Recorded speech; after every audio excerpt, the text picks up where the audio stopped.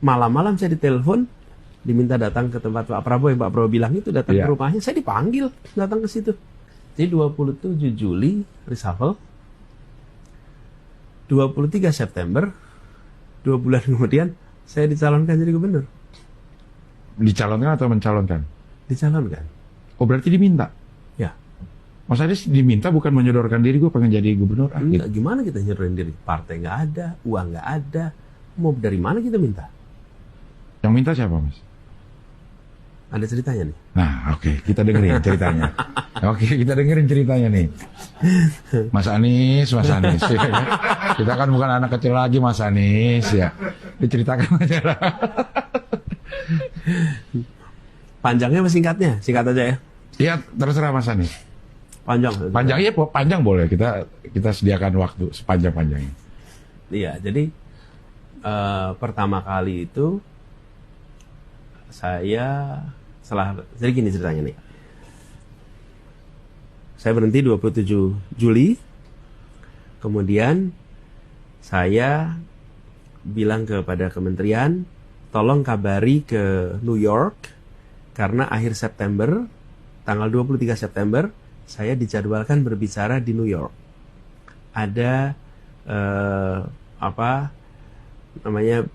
sidang umum PBB yang ada side event bicara pendidikan, saya keynote speaker di situ. Kapasitas Menteri Pendidikan Indonesia. Ya, Oke, ya. Nah, karena saya udah nggak jadi Mendikbud, jadi saya bilang supaya kabari ke sana, saya udah nggak jadi Mendikbud. Ya. Supaya kenapa? Karena komitmen udah bulan Januari. Ya. Bayangin Januari untuk September, Juli saya nggak jadi, nggak lagi menteri. Ya. Dikabarin ke sana, nggak taunya jawaban dari sana, undangannya tetap untuk Anies. Jadi saya tetap diundang.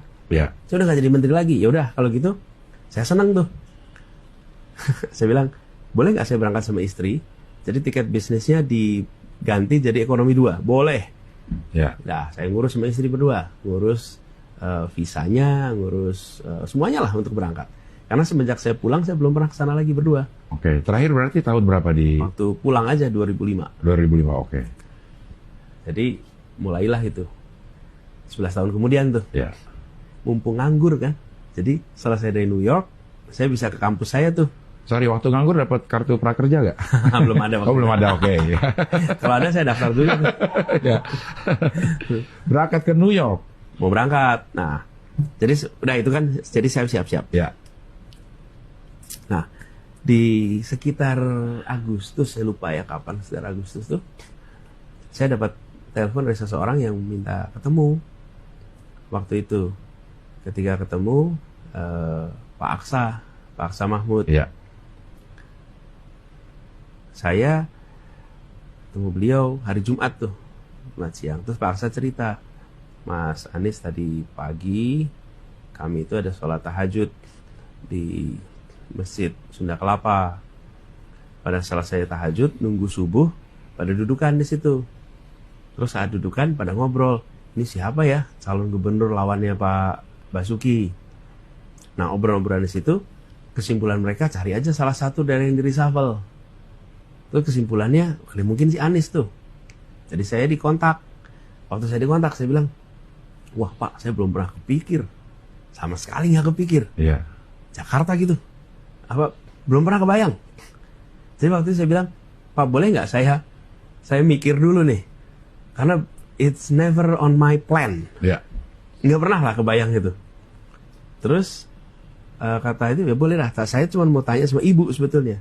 Ibu sama istri saya. Ibu, ini ada tawaran begini gimana nih? Kalau ibu ridho, bismillah. Kalau ibu nggak ridho, saya nggak mau nih. Ini kan bukan sesuatu yang kebayang lah dalam bentuk tuh. Apalagi udah kebayang tuh Jakarta. Pak Basukinya kuat sekali, angkanya tinggi, terus populer. Waktu itu kebayang tuh. Ini nggak sederhana lah gitu. Nah, saya ngomong sama ibu. Kata ibu, berapa gitu. Anies kalau ini kepengenan Anies nggak usah. Tapi kalau Anies diminta, bismillah. Dah, saya belum jawab tuh. Iya. Gak lama kemudian ditanya lagi, saya bilang jawaban gitu. Nah, September awal, saya kena demam berdarah, Mas. Oke. Demam berdarah. Kemudian dirawat di rumah sakit. Nah, pas saya dirawat di rumah sakit itulah ketua partai itu datang ke rumah sakit nih, saya lagi diinfus pendonor darah, ditanyain bersedia apa enggak jadi calon gubernur. Terus angka saya disurvei, angkanya ada. Jadi sama sekali saya ini tidak terlibat, rapat nggak ikut, anggota partainya juga bukan. Kemudian, tapi angka surveinya ada di situ. Ya. Singkat cerita, menjelang pendaftaran tanggal 23, saya juga tidak tahu persis bagaimana proses di dalam. Siapa yang karena banyak versi. Siapa yang mengusulkan, siapa yang membahasnya. Karena saya nggak ikut dalam rapatnya, jadi saya nggak tahu. Ada yang bilang si A, ada yang bilang si B, ada yang bilang si C. Dan kepada semuanya, mudah-mudahan jadi catatan amal soleh tuh. Bahwa ini untuk kebaikan kita semua. Saya apresiasi aja semuanya. Saya tidak tahu sesungguhnya proses di dalam itu seperti apa. Karena saya nggak ikut. Malamnya, Jumat besok pendaftaran, saya dipanggil. Nah, ada satu peristiwa, Mas. Karena saya digigit nyamuk itu, maka saya nggak jadi pergi ke New York. Oke. Karena demam berdarah sama dokter nggak boleh penerbangan jauh. Kalau terbang sejam 2 jam masih nggak apa-apa. Tapi kalau ke New York itu 20 jam. Sampai itu belasan jam, 20 jam gitu. Not recommended. Jadi saya berada di Jakarta. Tanggal 23 September yang harusnya saya di New York, itulah tanggal pendaftaran ke KPU hari terakhir. Oke? Kayak udah diatur ya. Jadi, saya bilang gini, kalau Allah tidak kirimkan satu nyamuk. Itu, saya nggak lagi di Jakarta. Besok ada nyamuk gua nggak bunuh dah. Kalau nggak ada nyamuk itu saya nggak di Jakarta. Iya. Nggak di Jakarta, betul-betul nggak di Jakarta. Jadi kalau itu saya nonton aja di New York. Iya. Nah, saya kena nyamuk, saya di sini. Kemudian malam-malam saya ditelepon, diminta datang ke tempat Pak Prabowo, yang Pak Prabowo bilang itu, datang ke rumahnya. Saya dipanggil datang ke situ.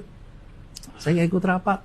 Dan saya juga nggak tahu proses di dalamnya gimana tuh sampai di ujungnya. Ada banyak versi lah. Dan ini pertemuan pertama kali dengan tim itu berarti? Ya. Wah. Dan saya waktu itu bekas juru bicaranya Pak Jokowi, kebayang kan? Datang ke situ, bekas juru bicara Pak Jokowi. Pak Prabowo waktu itu bilang, buat saya, yang penting adalah kita harus menyelamatkan Jakarta. Kita harus mengembalikan Jakarta, jangan sampai retak, pecah waktu itu. Dan ingin agar beliau merasa bahwa kepemimpinan itu terjadi karena beliau yang mengusulkan di tahun 2012. Ya. Dan dalam perjalanannya beliau merasa ini tidak tepat, harus diganti. Karena saya yang dulu mengusulkan, maka saya pula yang harus bisa menggantikan. Dan siapapun itu, yang penting bisa menggantikan. Dan itu yang beliau sampaikan. Ya.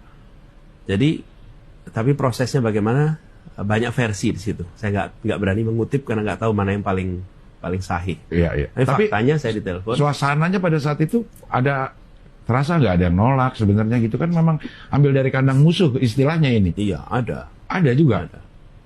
Terasa. Terus gimana tuh ngeresponnya, Mas? Ada di suasana yang seperti itu. Ya, saya rasa gini, kepentingan kita bersama waktu itu, saya termasuk yang berpandangan, Mas, bahwa di Jakarta ini harus tenang, teduh. Kemajuan harus terjadi.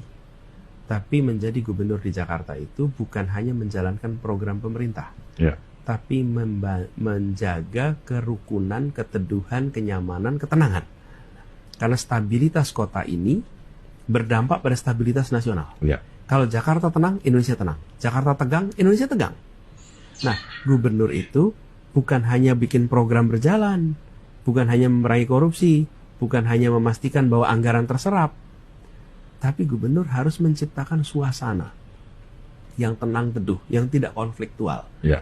Saya memandang pada waktu itu kepemimpinan tidak menghadirkan suasana tenang. Perasaan konflik itu terjadi karena berbagai macam statement. Saya nggak usah perpanjang, nanti kembali ke sana lagi.